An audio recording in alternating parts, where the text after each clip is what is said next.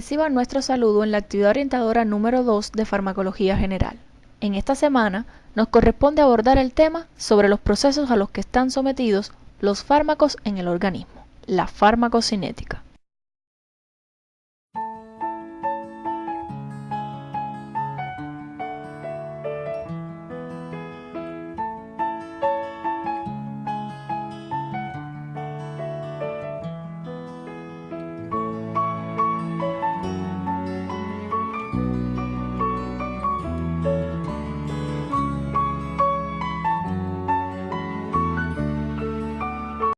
Al finalizar la actividad, serán capaces de describir los aspectos más relevantes de los procesos de absorción, distribución, metabolismo y excreción de los medicamentos. Identificar los factores que modifican los procesos y parámetros farmacocinéticos y describir las características de las vías de administración y las formas farmacéuticas.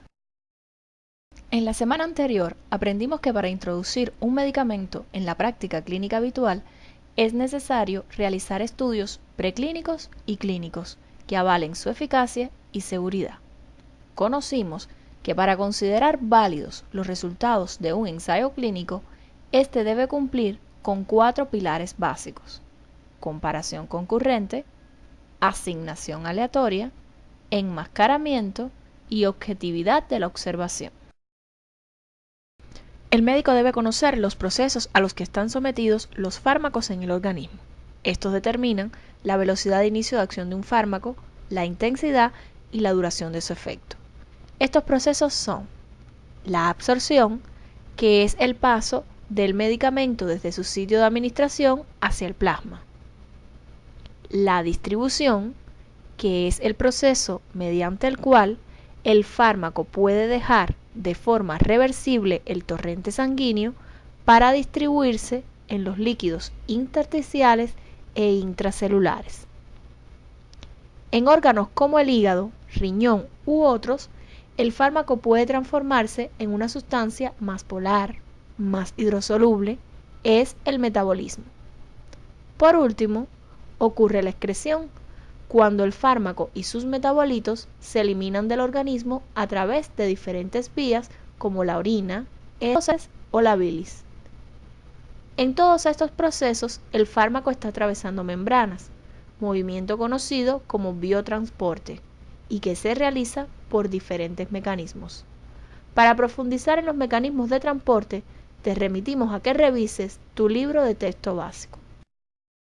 La absorción de los medicamentos, independientemente de la vía de administración, se ve afectada por diferentes factores como la velocidad de disolución, que determina que una forma líquida se absorba más rápido que una forma sólida. A mayor concentración del fármaco, la absorción será mayor. El pH del medio influye en la absorción de los medicamentos, como las sales de hierro, que lo hacen mejor cuando éste es ácido. La mayor vascularización del sitio de absorción determina una rápida absorción del medicamento, como sucede con la vía sublingual. A mayor superficie, mayor absorción, como ocurre en los alvéolos y en la mucosa del intestino delgado. Por último, la asociación con fármacos que modifiquen el pH, la circulación en el sitio de absorción o la motilidad del tracto gastrointestinal puede también afectar la absorción. La vía oral de administración de los medicamentos es la que con mayor frecuencia utilizamos, por lo que consideramos importante exponer los factores que condicionan la absorción por esta vía.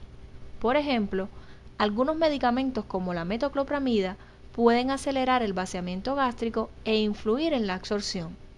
Enfermedades como el hipotiroidismo o fármacos pueden enlentecer el tránsito intestinal y afectarla también. En la insuficiencia cardíaca se reduce el flujo sanguíneo esplácnico y se afecta la absorción. La velocidad de disolución depende del tamaño de la partícula y de la forma farmacéutica, y como señalamos previamente, este factor condiciona la absorción. Características físico-químicas como la polaridad, la naturaleza proteica o el pH también influyen en la absorción oral, como sucede con los aminoglucósidos o las tetraciclinas. Se conoce como biodisponibilidad a la fracción del fármaco administrado que accede a la circulación sistémica. La misma puede ser menor si se afecta la absorción o si ocurre el efecto del primer paso, que se produce cuando los medicamentos sufren reacciones de inactivación inicial a su paso por la mucosa intestinal y el hígado. De esta forma, se reduce la cantidad de medicamento que llega activo a la circulación general. Las vías de administración son las diferentes formas de aplicación de un medicamento en el organismo. Para la selección de las mismas, es necesario tener en cuenta el estado del paciente, el efecto terapéutico deseado y las características físico-químicas del medicamento. Así tenemos a la vía entérica, que incluye la vía oral, que es la más utilizada, es con frecuencia el sitio de mayor capacidad de absorción, aunque el efecto no aparece rápidamente. La vía sublingual, que consiste en la administración del medicamento debajo de la lengua, permite la rápida absorción de medicamentos liposolubles y además se evita el efecto del primer paso. La vía rectal, que se puede utilizar para ejercer una acción local, sistémica o para provocar la evacuación del colon. Se evita parcialmente el efecto del primer paso, pero puede resultar molesta para algunos pacientes y la absorción es irregular e incompleta. La vía parenteral consiste en la inyección de medicamentos en los tejidos o líquidos corporales. Incluye a la vía endovenosa, en la que el medicamento se introduce directamente en la circulación y su efecto aparece de forma inmediata, lo que la convierte en la elección en las urgencias. La vía intramuscular, que permite la administración de soluciones, suspensiones y emulsiones en el tejido muscular. Es muy utilizada también la vía subcutánea, que consiste en la inyección del medicamento en el tejido celular subcutáneo y permite la administración de suspensiones y microcristales. Clasificadas dentro de la vía parenteral, también se utilizan la intradérmica, la intraarterial, intratecal, epidural, intraarticular e intraperitoneal, sobre las que puedes profundizar cuando revises tu libro de texto básico. La vía inhalatoria es la administración de un fármaco en forma de gas, polvo o líquido vehiculizado por el aire inspirado, con el fin de obtener un efecto local en el árbol bronquial como el de los broncodilatadores o sistémico después de su absorción como sucede con los gases anestésicos. La administración de principios activos por la piel para ejercer una acción sistémica es la vía percutánea, para la cual se han diseñado sistemas transdérmicos que garantizan la absorción a una velocidad programada durante un periodo de tiempo determinado. La vía tópica consiste en la administración directa de los medicamentos a través de la piel y mucosas de orificios naturales, excepto los del tubo digestivo. A diferencia de la percutánea, el objetivo es obtener un efecto local después de la administración. Pueden aplicarse altas concentraciones del fármaco en la lesión, pero no siempre se alcanzan las concentraciones requeridas en las capas más profundas de la piel, siendo necesaria la utilización simultánea de otra vía para lograr el efecto sistémico. Las formas farmacéuticas son las formas en las que se puede administrar un medicamento en el organismo. Pueden ser sólidas, líquidas y gaseosas, y guardan correspondencia con la vía de administración. Para la administración oral, los medicamentos pueden presentarse en forma de jarabe, elixir, suspensiones o gotas. En el caso de la fitoterapia, se pueden utilizar formas específicas como la infusión, la decocción y las tinturas. En cuanto a las formas sólidas, se destacan los comprimidos, las cápsulas, los granulados y los polvos. Para la administración de medicamentos liposolubles por vía sublingual, se pueden emplear gotas, comprimidos y aerosoles. Los supositorios constituyen la forma farmacéutica más conocida para la vía rectal, en la que también se utilizan las pomadas, soluciones y dispersiones rectales. Para profundizar en las características que distinguen a las formas farmacéuticas, te recomendamos revisar el libro de texto básico. En la administración parenteral se utilizan formulaciones estériles para inyectarse o implantarse en el organismo y pueden ser preparaciones inyectables en las cuales el principio activo ya se encuentra disuelto, emulsionado o suspendido, como las vitaminas o la dipirona. Preparaciones para diluir antes de inyectarse o administrarse en infusión, como la aminofilina. Las preparaciones inyectables para infusión continua, como la dextrosa al 5% o la solución salina al 0,9%. Polvo para preparaciones extemporáneas, a las que se les debe añadir un volumen de líquido determinado, hidrocortisona o penicilina G. Y los implantes o pellets que se colocan por vía subcutánea para garantizar la liberación gradual del principio activo, como los depósitos de contraceptivos hormonales. En la vía inhalatoria se emplean aerosoles y nebulizaciones, pero el acceso al lugar de acción depende del tamaño de la partícula y de la técnica empleada. Los sistemas transdérmicos utilizados en la vía percutánea son los parches y la iontoforesis. Ambos permiten la liberación continua del fármaco desde el sitio de administración.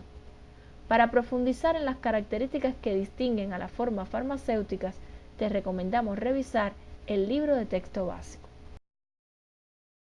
Diversas son las formas farmacéuticas que se emplean para administrar los medicamentos por la vía tópica, entre las que se encuentran los colirios, que son soluciones isotónicas para ser instiladas en los ojos, las gotas óticas y nasales, lociones para aplicar sobre la piel, linimentos y tinturas.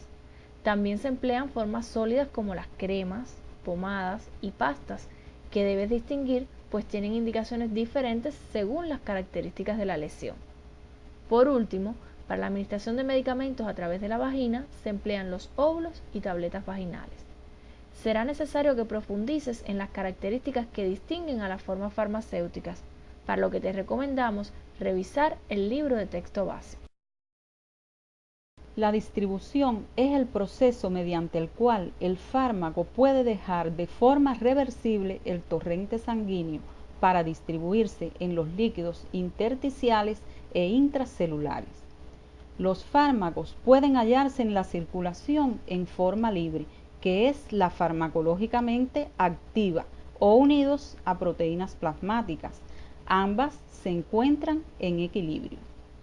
Los medicamentos tienen diferente afinidad por las proteínas plasmáticas, lo que determina que un fármaco pueda ser desplazado de su sitio de unión por otro que posea mayor afinidad. Aumenta entonces la forma libre del desplazado y secundariamente sus efectos en el organismo. El volumen de distribución se concibe como el volumen de fluido al cual accede un fármaco teniendo en cuenta la dosis y la concentración plasmática en un momento determinado. El valor óptimo depende de los objetivos que se pretenden alcanzar. El valor del agua intercambiable en el organismo es de 0,6 litros por kilogramo de peso y se toma como referencia. Un volumen de distribución como el de la claritromicina de 2,6 litros por kilogramo de peso significa que la concentración del mismo en los tejidos será alta y baja en el plasma, lo que se corresponde con los fármacos liposolubles. La cetiricina es un antihistamínico que posee un volumen de distribución de 0,4 litros por kilogramo de peso, lo que significa que su concentración en los tejidos es baja y alta en el plasma, característico de los fármacos hidrosolubles. Cuando el volumen de distribución se superpone al valor del volumen plasmático, que es de 0,1 litro por kilogramo de peso, como sucede con el piroxicam, lo podemos interpretar como un fármaco que se une de manera considerable a las proteínas plasmáticas y su transferencia a los tejidos está restringida. Mediante el metabolismo, los fármacos se transforman en sustancias más polares y más hidrosolubles para poder ser eliminadas del organismo.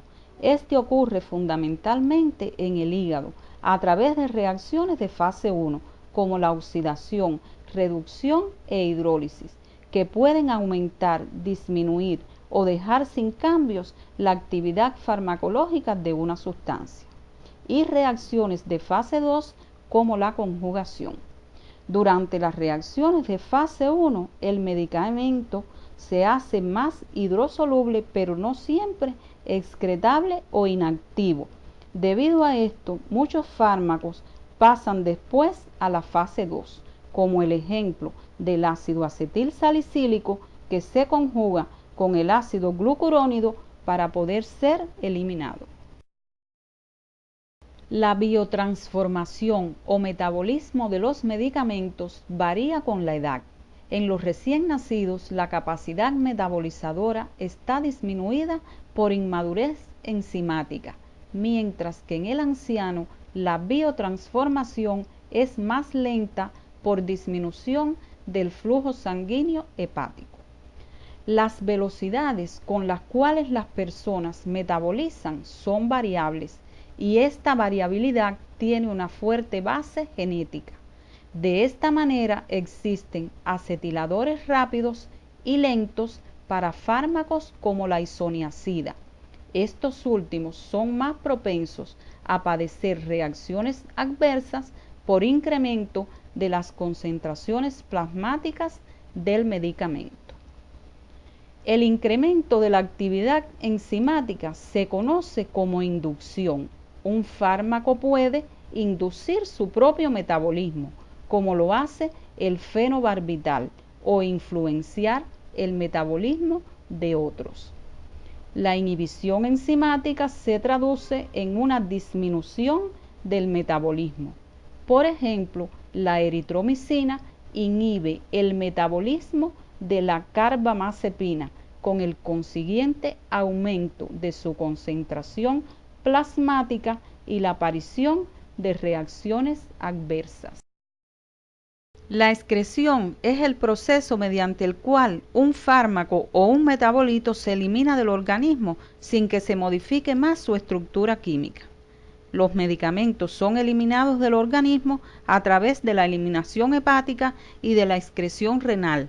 Esta última es considerada la principal vía de eliminación, pero existen otras como la bilis, la saliva, el sudor, las lágrimas y la leche materna. Los mecanismos de la excreción renal son tres: filtración glomerular, secreción activa y reabsorción tubular pasiva. El conocimiento de las vías de excreción puede ser importante para tratar enfermedades como la sepsis biliar con medicamentos que se eliminen preferentemente por la bilis, la sepsis urinaria con medicamentos que se eliminen de forma activa por vía renal o realizar ajustes de dosis en casos de insuficiencia hepática o renal. El tiempo de vida media es el tiempo que tarda la concentración del fármaco en caer a la mitad de su valor inicial. Es directamente proporcional al volumen de distribución e inversamente proporcional al aclaramiento del fármaco. Además, la vida media es útil para calcular el tiempo que permanece el fármaco en el organismo y de esta forma establecer la frecuencia de su administración. Los fármacos eliminados a la luz intestinal en forma activa a través de la bilis pueden reabsorberse pasivamente en el intestino a favor de un gradiente de concentración. Estos procesos dan origen a una circulación enterohepática, lo que retrasa la caída de las concentraciones plasmáticas y prolonga la duración del efecto. Al finalizar la actividad, podemos arribar a las siguientes conclusiones. Los fármacos en el organismo sufren 4 procesos: absorción, distribución, metabolismo y excreción, los que determinan con qué frecuencia, en qué forma y durante cuánto tiempo se administran los medicamentos. Las vías de administración son las diferentes formas de aplicación de un medicamento en el organismo, y las formas farmacéuticas guardan correspondencia con las mismas. La biodisponibilidad, el volumen de distribución y el tiempo de vida media son parámetros farmacocinéticos que se deben tener en cuenta en el momento de la prescripción. El metabolismo de los fármacos puede ser modificado por diversos factores. Por su importancia clínica, el médico debe considerar las vías de excreción de los medicamentos. Este tema lo puedes revisar en el libro de texto básico de la asignatura Farmacología General. Como bibliografía complementaria te recomendamos el texto Velázquez, Farmacología Básica y Clínica. No olvides revisar otros materiales que se orientan en la guía de estudio del tema y se encuentran en el CD de la asignatura. Para entender cómo actúan los fármacos en el organismo, el médico debe saber que la mayoría de los medicamentos lo hacen a través de la unión con un receptor. En la próxima actividad orientadora abordaremos los pasos de la neurotransmisión adrenérgica y colinérgica, las características de la interacción fármaco-receptor y la importancia clínica de su conocimiento.